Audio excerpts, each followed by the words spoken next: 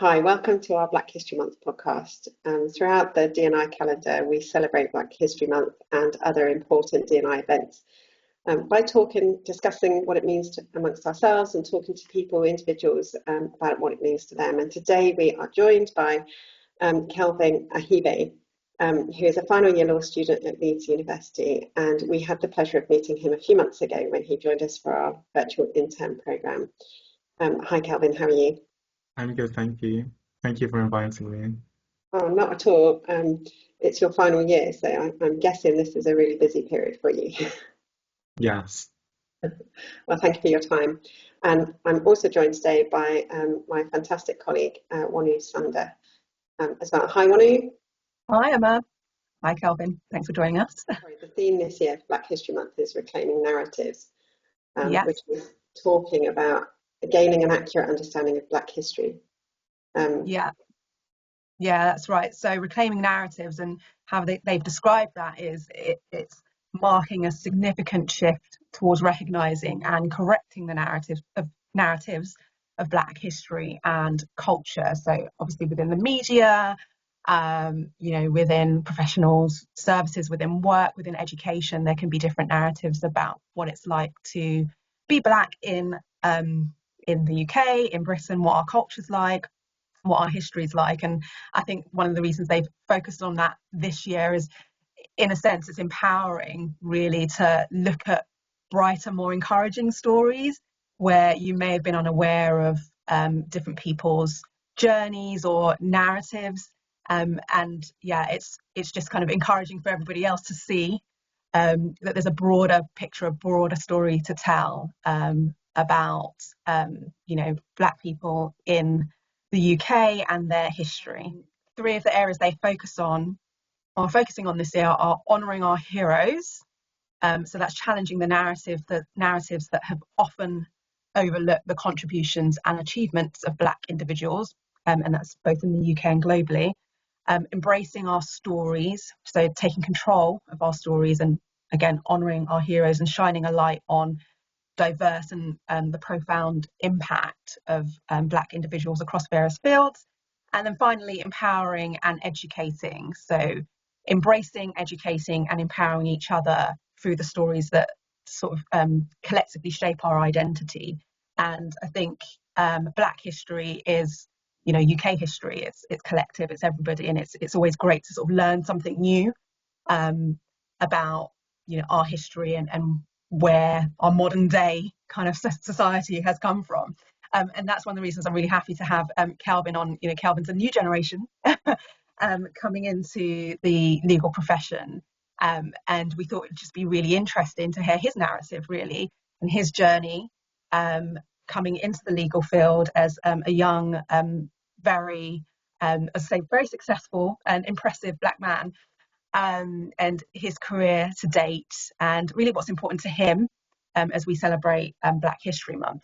So let's jump right in. Kelvin, if you're happy to explain to us your background and your journey to Leeds University. Where did it start? Why did you decide to do law, and how did you end up there?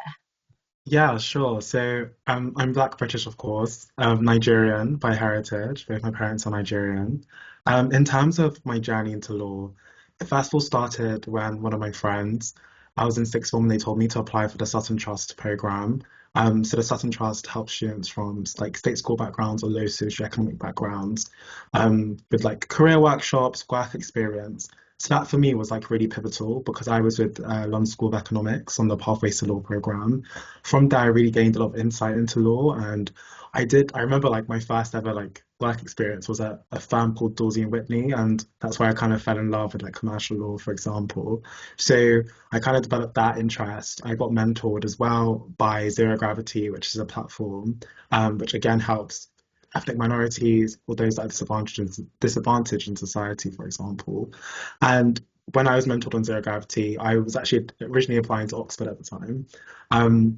Was unsuccessful, but I was still able to get into Leeds, of course, and I'm really grateful for my mentor. So in terms of my journey to University of Leeds, it was through the help of organisations like Zero Gravity and the Sutton Trust.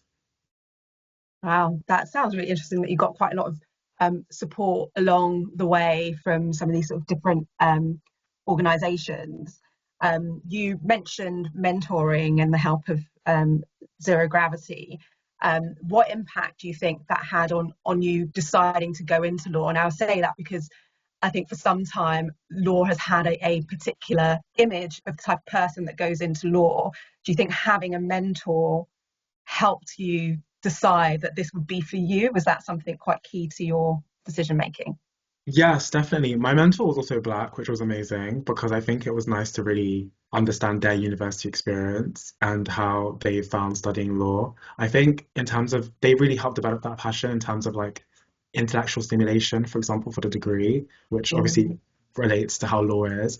I think for me, wanting to study law, it's my meaning has changed. Back then it was to study it for international human rights perspective, so in terms of race and equity and justice for Black individuals. Um, Now it's still almost the same in terms of me giving back to society through maybe volunteering, for example. But yes, ultimately that was my reasoning for studying law. And as you were kind of growing up and going through primary school and secondary school, did you see generally within your sort of sphere, your social sphere, your sort of family sphere, other Black people who were in this profession as well? Honestly, no. I would say not really. I didn't really know anyone that was of my skin color that was going in to study law, so that's why I guess Zero Gravity was perfect for me, and the Sutton Trust. I think it's sometimes hard to find people to look up to in the legal profession that are Black because we are limited. There's not that many of us. I mean, it's still growing. But no, I didn't know anyone that was like me. So yes, as you said, I mean, it sounds like the, Zero Gravity, the Sutton Trust, all of that though gave you a little bit of the insight. And also, as you said, having a Black mentor, I think that's pretty amazing. Someone who's done it before and you can almost see it and believe it. That's really cool. So now you're at Leeds University and you're studying law. Yes, I'm studying law, yes. Yeah, and your final year. How are you finding that? What are you finding most exciting about studying law? I think for me, what I find most exciting is the variation in modules for sure. At Leeds, it's very modern, so I really enjoyed like the philosophy modules, for example, like Law and Society, or where you could implement critical race theory, queer theory, for example, feminist theories into law as well. I'm taking some new modules, so environmental law this year and media freedom, which should be very interesting because it plays into my strengths and what find interesting. Aside from that, I've also with law I've found like volunteering. I like to volunteer, so I also mentor now, mentor students in terms of helping them with their personal statements or helping them in interviews or trying to get work experience. I found that really beneficial aside from studying law because I think it's given me a lot of transferable skills. You've done quite a lot of work experience and internships over the summer, obviously, CM Murray. But tell us about your experiences. Were they helpful to you? And did you find role models along the way by dipping in and out of different law firms over the summer? Yes, for sure.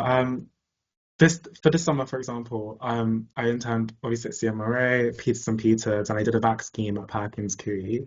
And for me, those were really beneficial. It just kind of almost strengthened my desire to go into law again. It's like every single work experience, I was able to speak to someone, get a bit of mentorship, get a bit of tips and advice. I've really valued all the internships I've done this summer because it's will help me when applying for training contracts. And I guess like in terms of me getting onto internships and work experience, a lot of it is down to again organizations like Rare Recruitment, for example. I was on Rare Articles and Rare Foundations, and they help Afro, Caribbean, and African students break into corporate law. And I was lucky enough to actually be coached by a lawyer at A&O at the time in my second year. So he helped a lot with my interview prep. And I've learned so much. So it would be amazing to try and transform that into actually securing a training contract. Fantastic. And the 93% Club at Leeds, you're the president. Yes, I am. Yes. Tell us a bit about the club. What does it mean? Yeah, sure. So I'm restarting it this year. So the 93% Club was founded by Sophie Pender, who was an ex-Magic Circle lawyer. It's it's to uplift state school students because there's a disparity. So 93% represents the amount of state school educated students in the UK. And at Leeds, for example, what I'm doing is we have a few sponsors like DLA, Slaughter and May, and there's alumni that I'll be inviting possibly to come talk, give talks on different careers, for example.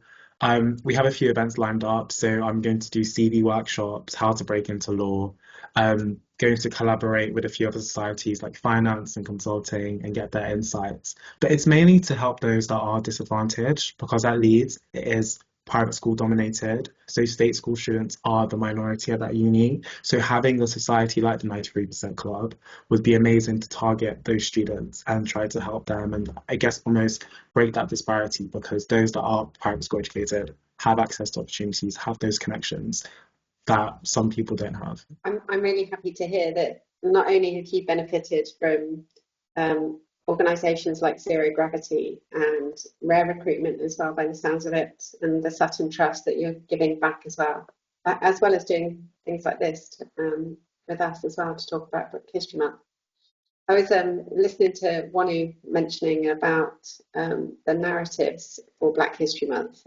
One thing, honouring heroes and embracing stories, perhaps stories that have been untold before. And our firm is doing, apart from sort of talking about Black History Month on this podcast now, we're also doing a film night and going to be watching Hidden Figure, which is obviously entirely that, telling a story about how Black history, how Black women and untold heroes helped the space race back in the 1960s. So really looking forward to that. A really nice way to celebrate Black History Month as well. Yeah, so am I. Can't wait to watch that again. It's a really great film. Thanks, Kelvin. There's some other questions I actually wanted to ask you about your experiences to date. So, I mean, it seems like you've had a lot of positive experiences, which is really, really great. But one question I wanted to explore is what challenges that you may have had that might have been specific to you as a young Black man trying to go on this journey to become a lawyer. For sure. I think challenges, maybe I would say in terms of being at university, again, referencing how Leeds is very private school dominated, I think it was an adjustment in terms of seeing some law students that already had like all these internships or had parents that were lawyers, for example. That was a challenge because I guess there was almost that barrier. I remember at a networking event, a student came up to me and said, "Oh, Calvin, how did you like get this internship, for example? Was it through your parent or?" And I said, "No, it was actually through an organization like Upreach or Sutton Trust or Zero Gravity, for example." And they were a bit shocked. They said, "Oh, well, it's like in a bit of a sarcastic tone, it's nice to see that you're getting help from these organizations." That was almost like a challenge for me because I didn't realize that not everyone understood that there were organizations that helped students from, yes, low socioeconomic backgrounds or disadvantaged backgrounds. So I guess that's a challenge that I faced in terms of accessing the legal field. I think also it's sometimes on face value, maybe when looking at these networking events, when you have firms maybe come to universities, you don't see an accurate representation. So it will usually be all these lawyers went to maybe Oxbridge or they were all private school educated. You wouldn't have a solicitor, for example, that was state school or an ethnic minority. So sometimes, and when what I find really ironic sometimes is when law firms do diversity talks and it's an all-white panel, that maybe does say a lot about a firm and maybe how firms should change that in terms of attracting future bright talent from ethnic minorities or Black individuals. Yeah, I can see that. I mean, because often, even if it's well-meaning, I think the image that it puts forward is that there might be a lot more talking than action going on because they've not managed to find someone that's representative to be involved. So I completely hear that. On the flip side, in terms of your sort of successes, your achievements, we're talking about stories that are like hidden stories. What have been your proudest moments, your biggest achievements during this journey? I think biggest achievements, one, getting into university, because when I look back at it, young me just would not think I'd be studying law, doing well, getting these internships. Secondary school me was a bit different to how I am now, so I'm glad there's been a shift in focus. I think another proud achievement was last year, September, I was awarded ranked one of the top 150 African and African Caribbean students. This was for an initiative that I did, which was called Uplaw. So Uplaw, it's still in the background running right now. I'm going to bring it back after university, but what initially Uplaw was about was, we're on YouTube as well.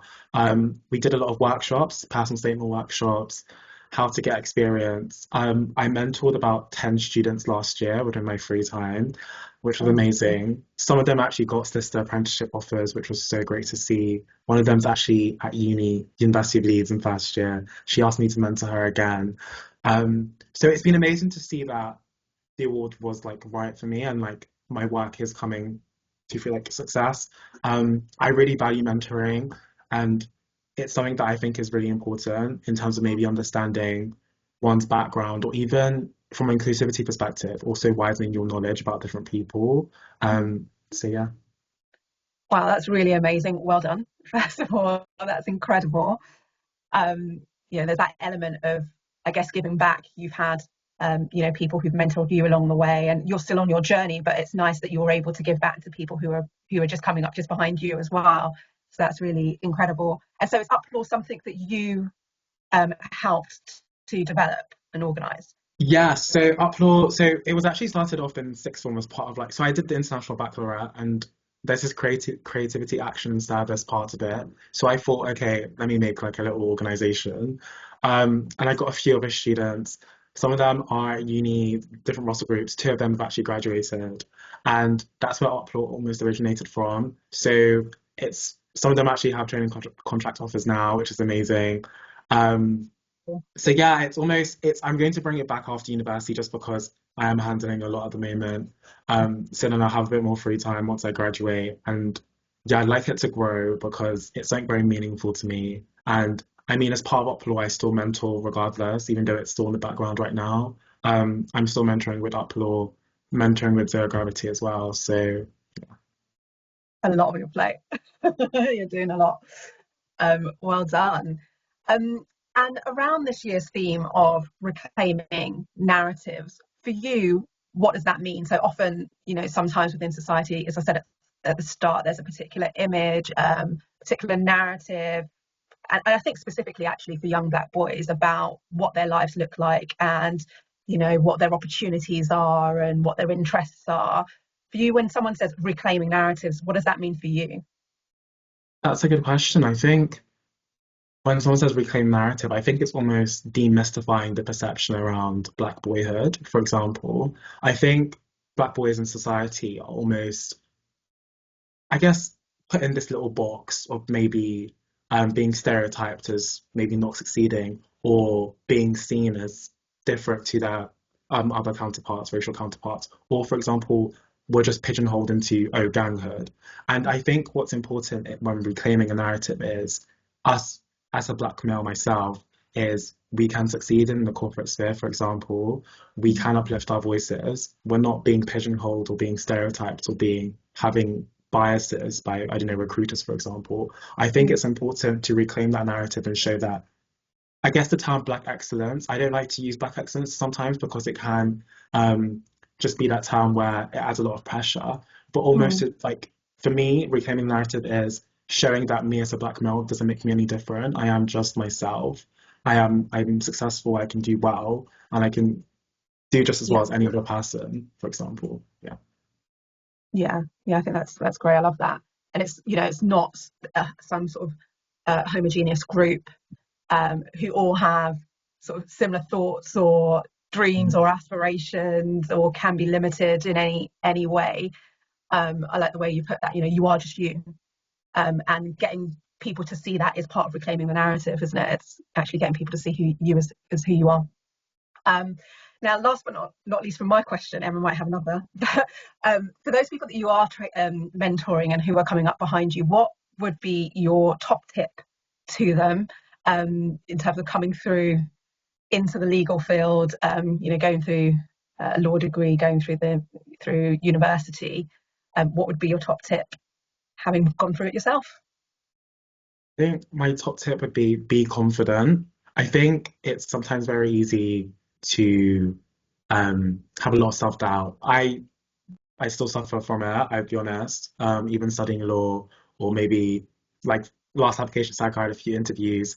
I just realized I lacked a bit of confidence. But I think sometimes it's important to be confident in your own abilities, know that you do have the necessary skills. It might just be you just have a little short-term work-ons that you need to assess, review, and implement to achieve that long-term goal. But just be confident in who you are, in your skin color, race, in your own personality, for example. And when you have that confidence, it will bring a lot of success and opportunities along the way. Yeah, that's brilliant. I love that, and I can echo that. I don't know that it ever goes away from anybody, having a bit of self-doubt, but it is that ability to say, well, actually, you have got the skills and you have got the experience, and even if you haven't, you've got the ability to gain that too. And so that's something. For sure. So thanks for that advice, Emma. Any other questions? No, and not for me. Your questions have been amazing, and Kelvin, thank you so much. I'm so pleased to hear that you are able to be yourself, that there are people around you that inspire you, and that you are inspiring people as well. I have no doubt that you will be successful in whatever you want to do, and bring stories about the people that you have mentored, because I know particularly the solicitor apprentice, those schemes are really hard to get onto. So whatever help people can get accessing those is amazing. But thank you very much. Thank you for inviting me to speak on the podcast. Loved it. Brilliant. Well, let's keep it in touch. But thanks very much.